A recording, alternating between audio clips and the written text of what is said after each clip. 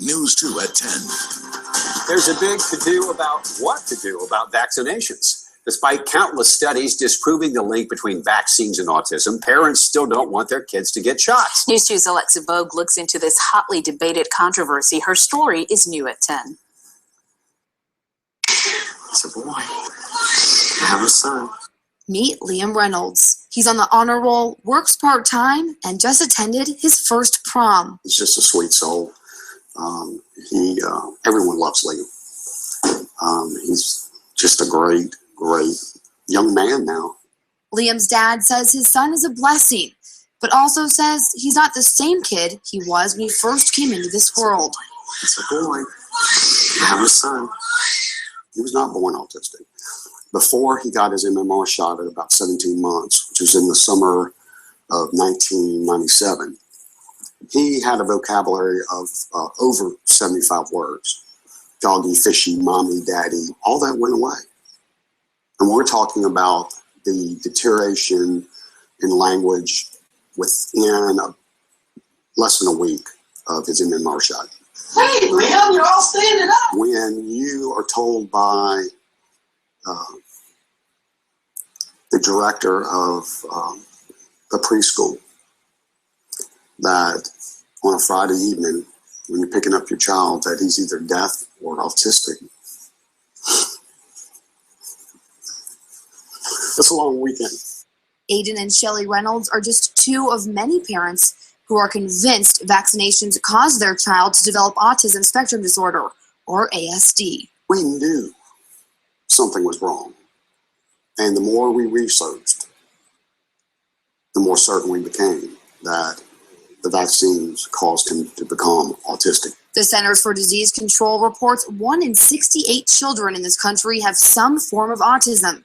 And it's not just parents who think vaccinations are the cause. I believe that today that a lot of the autistic children that we see on a day-to-day basis have been injured through vaccines. Baton Rouge Dr. Stephanie Cave has been working with autistic children for decades. I realized after I talked to parents that the same history kept occurring over and over and over. And my child was fine until. This is our very first pool. Until was always some vaccine series. She believes vaccines are often being poorly administered, given too early, or in unsafe combinations. The way we've chosen to do vaccines by starting on the day of birth is not right. And thinks many doctors aren't taking important medical information into account. If we don't pay attention to the genetics and the biochemistry and just go in and give many vaccines on one day,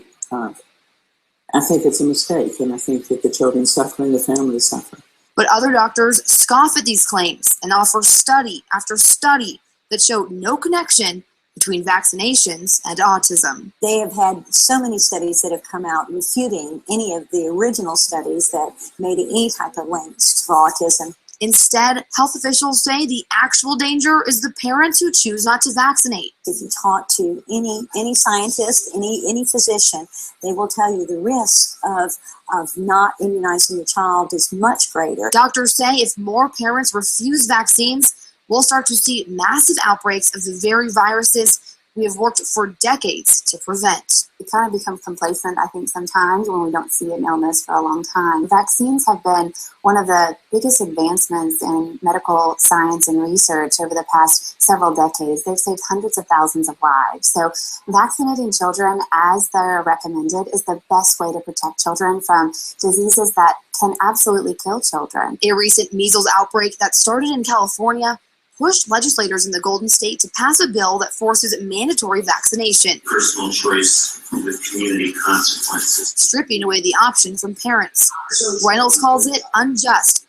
They're just pumping this stuff into these kids, and they're inherent risk. Otherwise, there wouldn't be a vaccine injury court up in Washington. People are maimed, killed, are rendered permanently disabled by vaccines. The CDC says the government has clearly stated vaccines do not cause autism, urging every parent to get their child vaccinated. While its opinion is not shared by all, everyone seems to agree the best thing you can do as a parent is know your facts, research, and talk to your pediatrician. Alexa Vogue, WBRZ News 2. The prescription's going to